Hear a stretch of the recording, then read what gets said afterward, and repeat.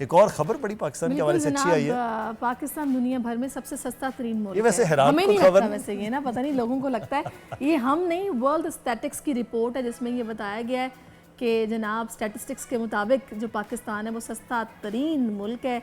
जाने कैसे रोज़मर्रा अशिया, ग़िज़ा, रिहाइश पाकिस्तान को सस्ता मुल्क बनाती हैं। रिपोर्ट में पाकिस्तान का शुमार उन ममालिक में है जिनके रिहायशियों के पास ज़िंदगी की बेहतर सहूलियात हैं और आलमी इदाद-ओ-शुमार के मुताबिक 2022-23 में महंगाई की शरह दर्ज झेल है। वेनेज़ुएला में 398%, शाम में 252%, लबनान में 139%, जबकि तुर्की में 47.83%, मिस्र में 36.5%, पाकिस्तान में 26.89% महंगाई है। तो यानी कि इस लिहाज से जो पाकिस्तान है वो सस्ता तरीन मुल्क है, जो कि मुझे हंसी आ रही है वैसे। नहीं, वो सस्ता तरीन मुल्क जो है, अच्छा इसमें चीज़ को थोड़ा सा ट्विस्ट इससे होता है कि इंटरनेशनली जब ये मॉनिटर होता है अकॉर्डिंग टू डॉलर प्राइस, तो वहाँ पर बैठे हुए जब वो कोई गोरे आते हैं वो कहते हैं $1 देंगे और उस डॉलर के बदले में इतनी चीज़ें उनको मिल जाएंगी, तो वो परेशान थोड़ा सा हो जाते हैं। लेकिन हम वही 285 रुपए के हिसाब से डॉलर की करते हैं। तो इसी पे बात करने के लिए ना इस वक्त रऊफ भाई भी हमारे साथ ही मौजूद हैं, जिनका ताल्लुक ही जनाब डेली जो रोज़मर्रा की चीज़ें हैं ना उनके साथ है कि क्या इनके भाव ताव चल रहे हैं। वाकई सस्ता मुल्क है हमारा, हम बड़े खुश नसीब हैं।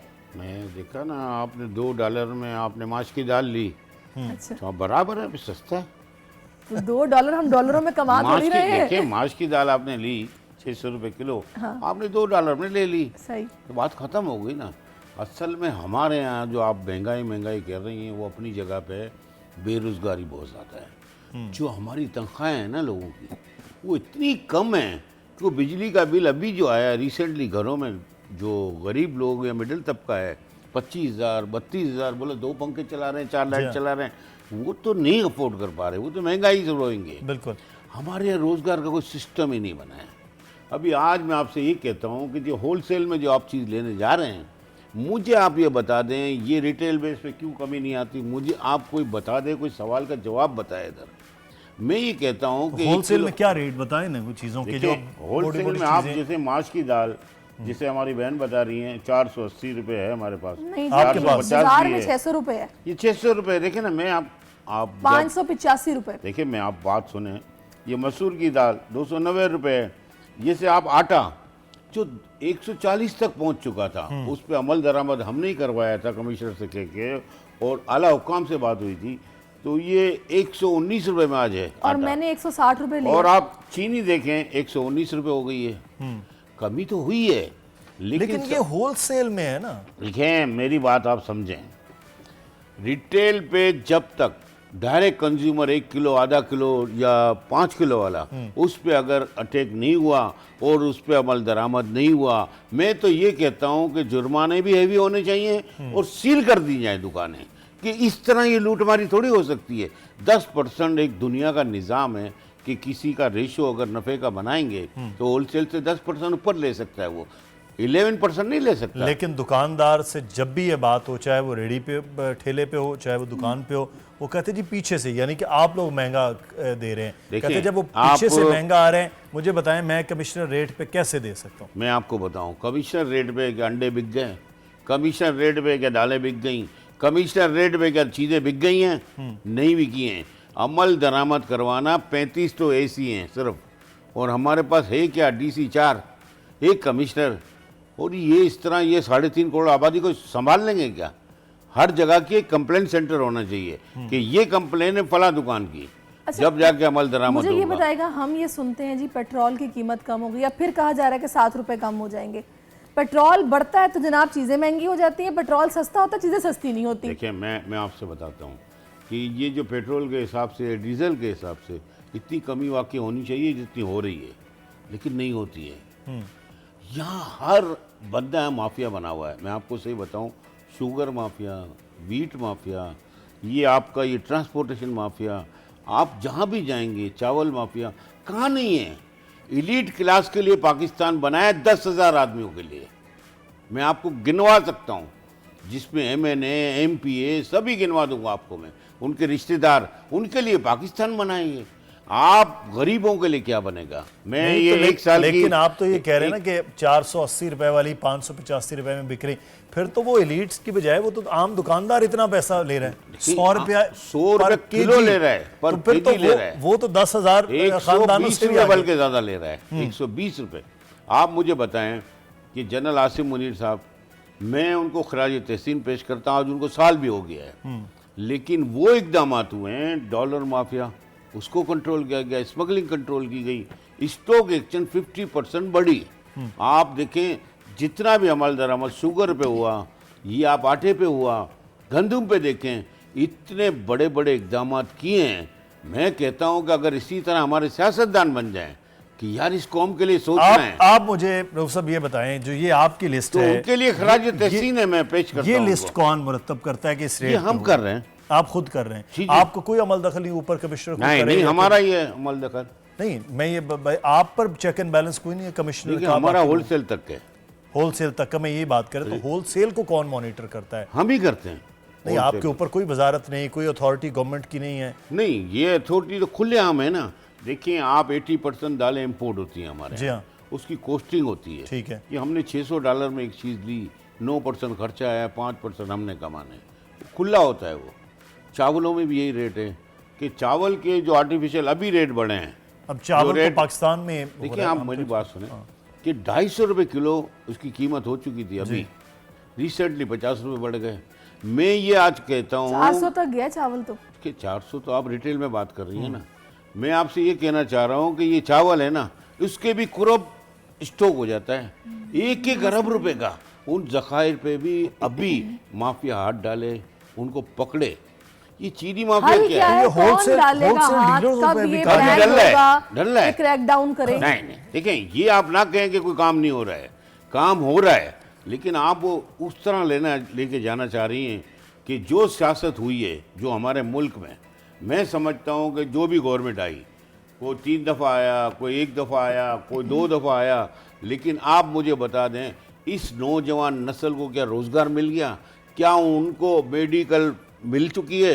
क्या उनको, मुझे लेकिन बताएं, एक मुझे मसला आप यहाँ बताएं। बिल्कुल पर सही है, ये मैं गवर्नमेंट मार्केट का गई, एक मिनट मुद्दे से मैं मार्केट गई चिकन लेने के लिए, ठीक है, उसने मुझे बोला जी कमिश्नर साहब की तरफ से ये नोटिस आ गया है, आज के बाद 500 रुपए से बढ़ के कोई नहीं बेचेगा, जो बेचेगा उसकी दुकान को सील कर देंगे। बस वही दिन था जब वो मैंने नोटिस देखा और 500 में चिकन मिली, अगले दिन गई तो 560 रुपए का पोस्टर लगा हुआ। बिल्कुल आपने सही फरमाया। मैं इस पे इख्तलाफ करता हूँ कि कमिश्नर हो, डीसीज हो, चीफ मिनिस्टर हो या चीफ सेक्रेटरीज हो, सब इस पे अमल दरामद करवाएं। नहीं करवाएंगे तो ये वही भेड़ चाल है। लेकिन सवाल मैं आपसे अभी कहना चाह रहा हूँ, होलसेल डीलर्स पर ये बात छापे में मारे जाते हैं, होलसेल डीलर्स पर भी ये एतराज होता है हाँ, कि होते हैं, वहाँ भी छापे पड़ते हैं। दुकानदार कितना स्टॉक कर सकेगा, उसके पास स्टॉक की कैपेसिटी नहीं है।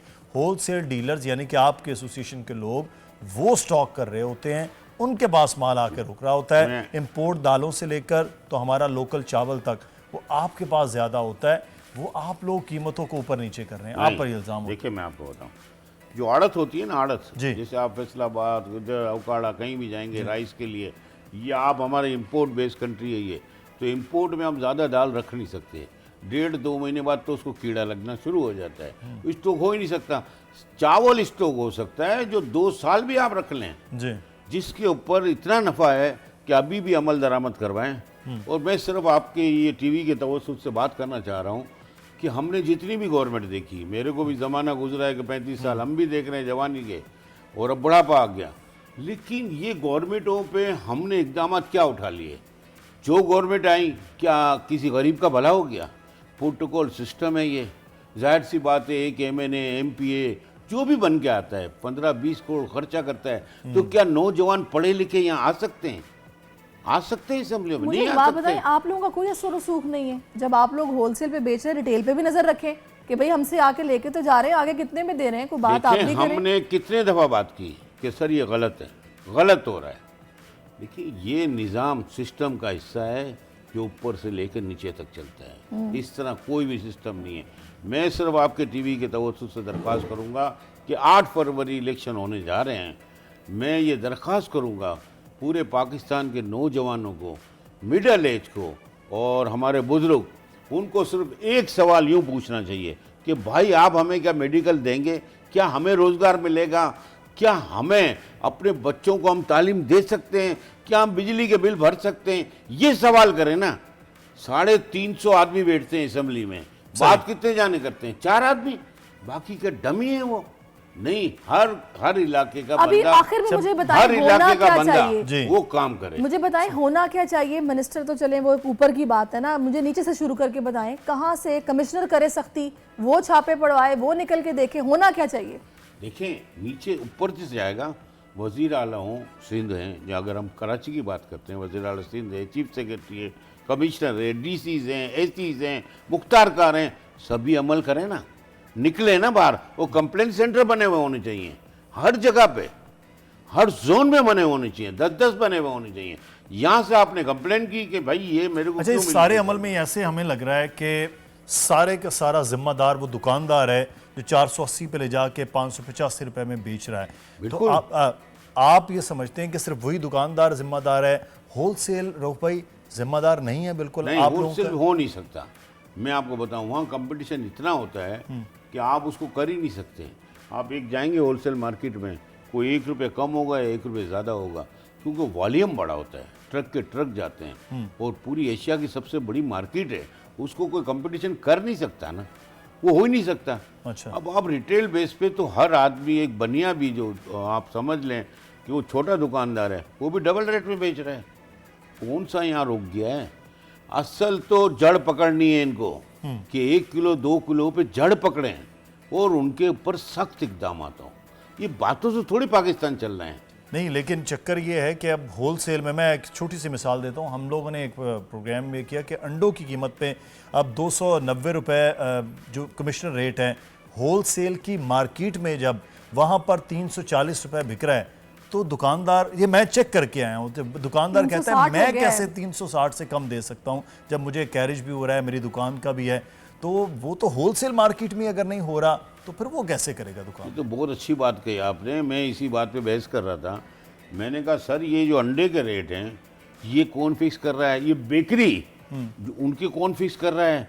ये मुझे बताएं कि जो हम लेने निकलते हैं कोई चीज़, सभी महंगी है, तो आप रिटेल पे क्यों कंट्रोल नहीं करवा रहे? होलसेल पे नहीं हो रहा वैसे आपसे? कंट्रोल होना बहुत जरूरी है रिटेल पे, और इस पर एसीज, कमिश्नर्स, डीसीज, इन सबको मिलकर काम करना पड़ेगा, तो ही बेहतरी आ सकती है। अल्लाह लेकिन करे। पाकिस्तानी बनना पड़ेगा पहले। मैं आपको बता दूं, पाकिस्तानी अगर बनेंगे 5 तो साल के लिए पाकिस्तान के 5 बारे साल में- के लिए किसी गवर्नमेंट को मुंतखब कर रहे हैं हम, तो मैं दरखास्त करूंगा, चाहे कोई भी जमात हो, हमारा सियासत से कोई वास्ता नहीं है, लेकिन नौजवान भी सोचें कि हमने वोट कहाँ डालना है। सही, बिल्कुल, सही ये है। बहुत जरूरी शुक्रिया है। आपका आरोप भाई, आप हमारे साथ मौजूद रहे। सब्सक्राइब करें और बेल दबाएं ताकि कोई खबर रह न जाए।